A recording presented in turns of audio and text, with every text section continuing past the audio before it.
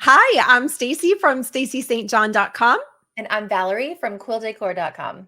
and we are here to help you better your B&B. That's right. This is our weekly show where we review one property's interiors and listing in 15 minutes or less.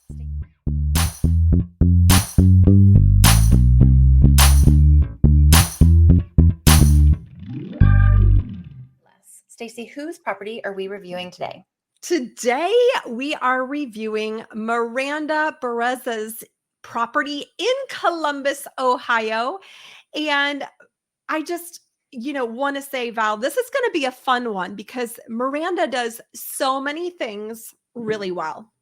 She really does. And she is a friend of yours. You know her. And this is close to you, right? In Columbus. Yeah, it's about an hour and a half away from me. So a hop, Okay. skip, and a jump. A hop, skip, and a jump. Okay, Miranda, we like to start every episode by talking about the Fab Five, the first 5 photos in the listing. So I think you've done a really good job of actually representing the entire property. We don't have a duplicated bedroom, which I know, Stacy, is something you often mention. What do you think about the Fab Five? I think Miranda knocked the Fab Five out of the park. First of all, she's showing me a picture of a dog. And I know that about 90% of Miranda's guests have dogs. And, let me back up. She's pet friendly, not just dog friendly. So the only thing that I wonder is in that photo where we've got this beautiful black lab, I know that Miranda also welcomes cats, into the property. Should there be a photo with a dog and a cat, or a dog and then another photo Oh, with a a cat pet later photo on? shoot, if you will. Oh, anyway, just something to think about. But I think these Fab Five photos are fab. Yeah, really good job. Okay, so we'll jump in and talk about the interior design. I'm going to go into all of the photos, but I think you've done a really good job, Miranda. I mean, what stands out to me first and foremost is that your attention to detail is impeccable, which tells me that you are a host that cares, and I'm Mhm. willing to stay here then. Like, Yeah. it doesn't matter if every interior is going to blow me away. However, what we're after and why we're here and reviewing these properties is to help you to be more memorable, to grab the guest's attention, to stop the scroll. And so I think there are some key takeaways we can think about for you to do that if we go through Let's the program. roll. Let's Okay. roll. Okay. So just love this Pac-Man machine. I think, is it called a machine? Game, console. What's it called? I love the Pac-Man thing. I The love Pac-Man, very Pac-Man thing. nostalgic, so smart. So all of this, just like the record player, the games out on the table, really, really great. Um, I think it's just so well done. If I were to say in the living room specifically, what would I change? Sorry, guys. I'm just learning how to drive. There we go. Um, I think you could probably stand to add some color and texture to this space without, again, like I say this all the time, you want to think about the design holistically. So, like, what's one or two things that you would change? That's hard because I'd like to come in and say, okay, how do we think about this space as one and make sure everything flows and it photographs really well? But I think you have great bones to this place. I love your coffee table. You've got good furniture, but it's a little bit monotonous, the two sofas. So maybe just try and work on adding some texture. So you could add some fluffy blankets, like some faux fur type blankets that are really highly washable. I love the ones from Pottery Barn. And maybe an ottoman that could sit over here on this side to kind of balance out the softness of the room and make this feel just like fully encompassing. Yeah. I'm curious, Val, from your perspective, what about the area rug? To me, and again, I always Yeah. say this, folks, I'm not a designer, and Val's like, stop saying that, but I'm not a designer. I've learned a ton from being in Val's presence. So my Mhm. question to you is, with the area rug itself, it feels like there's an opportunity for there to either be much more texture in that area rug or more colors brought out. It feels monotonous with the couches. What do you think? Yeah, I agree. However, it looks like a nice rug, so I didn't mention it just because I know why does that keep happening? I know how much area rugs cost, and I think this one's fine for so like from the standpoint of, I can tell Miranda has spent a lot of time and money getting her property to this point. I don't think that the area rug is a deal breaker. I think there's a way to balance out this room by adding texture in other ways without Okay. having to redo the rug, because it looks like a good quality rug. It looks like something that would be, and they're expensive to replace, or they can be. Okay. So, but Cool. yeah, it is a little monotonous with all of the tones there. So I might do that differently if I were selecting it. However, I think that this works okay. I like the rug. I Okay. think it's pretty. I like the colors. So I would just work on the smaller things like the accents and adding the texture with maybe a basket with some blankets on the sofa. And then I don't really think that what is going on back here is working in terms of like hooking the guest. Okay, so I can tell, Miranda, that you have thoughtful, really nice little pieces of art throughout the house. And I think that these look like nice, thoughtful pieces of art, but the scale isn't really working so much for this spot. So I would rethink this whole wall. And maybe it's that you do curtains on this window. Can you do curtains on just one of the windows in the room, Stacy? Yes. Yeah, you can. You can do whatever you want because it's your house and it's your rules. And sure, you I was can. hoping If I was going to answer that right. I was like, it wait was a a trick moment. question. It was a trick Sure. question. Yeah. So if this were my house, Miranda, I would take these pieces of art down. I would make this wall look a little bit more grand by having big curtains on this wall that flank either side of the window. And then I would do new window treatments on these guys. I would do probably some Roman shades or something with a nice fabric, because obviously you don't want to do curtain panels on each side of this because of the way that your little alcove is there. And then I would think about the styling and staging of these. I love that you've got the Lysol, but I want to say, was that like a COVID carryover? Can we get rid of that picture now? Maybe With the photograph. Lysol wipes. Yeah, take away the Lysol wipes, redo that whole area. Yeah. Well, I was just going to ask you about the scale of things within that vignette. So, and there's probably a technical term for those little archy thingies that that have the shelves, but I'm going to call it a vignette.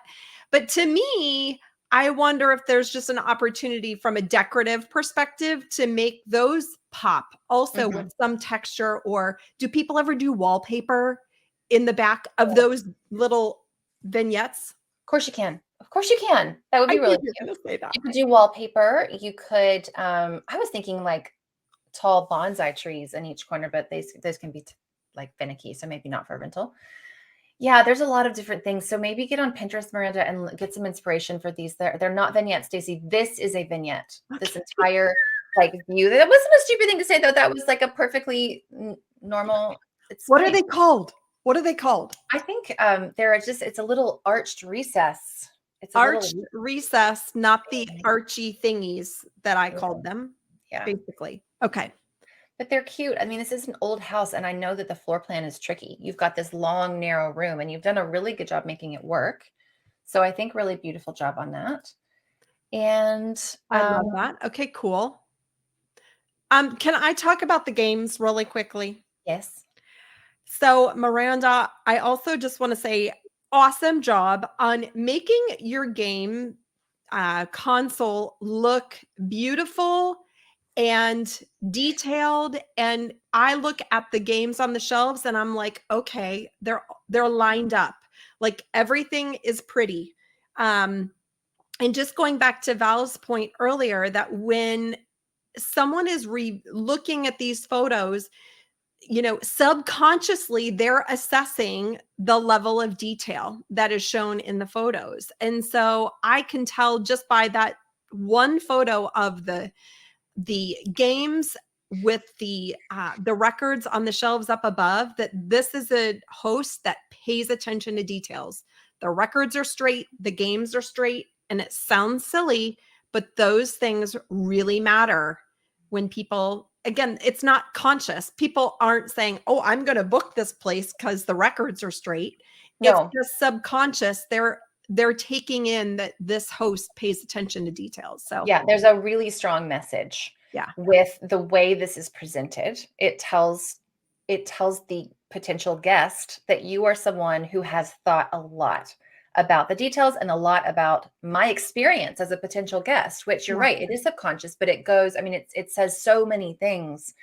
And without a doubt, it's going to get you more bookings. Hey, the other thing really quickly about that one photo in the caption, and it's hard to see, as we're sharing our screen, but in the caption, she's got a quote from one of her guests that said how much they loved Sorry.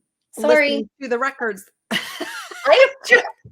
gonna have to stop drinking before this. Have you had your coffee this morning? Yeah, it's afternoon for me. Remember, I'm wrapping up. My brain's not working. Oh, that's awesome. But I also just wonder too, sometimes, again, it could be really fun to see this in a Fab Five photo. I always like to swap out photos in my Fab Five to keep my listing fresh, but actually create an image with that caption on the photo itself. So it's an image with the caption included and design, if you will. And you were saying to go into Canva, yep, and take this quote and make it its own JPEG file that you can put in your Fab Five that says this quote from the guest, right? Girl, you got it. Okay. Yep. Just want to make sure everybody knew what we were saying. The other opportunity I see for great improvement in your property, Miranda, is to think about doing this wall as a feature wall. So you've got a lot of white, beautiful walls. I have no problem with white. I have no problem with white walls. However, what we are looking for is to hook. We're looking to grab somebody's attention. So I think that these are really cool pieces that are thoughtful, and you've put them there because they're like, listen, I get it, Miranda. You are doing some nice. I love how you've got this funky retro vibe with these retro fabrics. I know what you're doing. You did a great job. But if this were my property, I would probably make that wall a nice big feature wall with some kind of mural paper, or just something that just really captures attention. So I don't want to say what. I also love your rug in here. I don't want to say what, because that's going to depend on what else you do in the room. But if you want to do something that allows you to keep these vintage retro chairs, maybe make sure that it goes along with that. But a feature wall, a great opportunity for a feature wall is when you have like these delineated corners where you can stop that feature wall, right? So you want to think a lot about not just doing a feature wall and stopping some random paint color or wallpaper in the middle of the wall if it doesn't have a corner or some kind of cutoff for the feature. Am I making sense? Yes. Okay. Totally. So that's a great opportunity for just a really incredible hook. And that doesn't have to be a ton of money. You can do a peel and stick mural or wallpaper yourself. But that would be a fun way to spice it up a little bit. Can I say this? You would not want me to do wallpaper by myself. Me either. I am not a DIYer. Bless their hearts. That would be awful. A gift I don't have. Yeah. Yeah.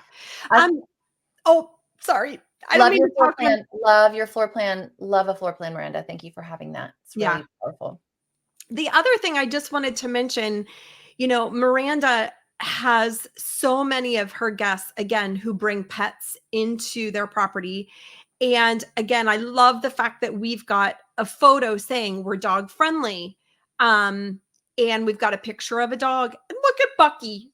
And Bucky, we've got a deer. Bucky the deer who hangs out in the backyard. I love that she has brought in elements to make me understand the surroundings and make me fall in love with something unique about this property. But I want to talk about this awesome dog basket. Here it is. Okay. Look at that. So number one. Be zoomed in again. Sorry, guys. I can't make it stop. Okay, here we go. Number one, I would love to see this way earlier in the listing, because if I don't scroll through all 34 photos, I think it's 34, I would never see this. And this is a huge hook for dog lovers.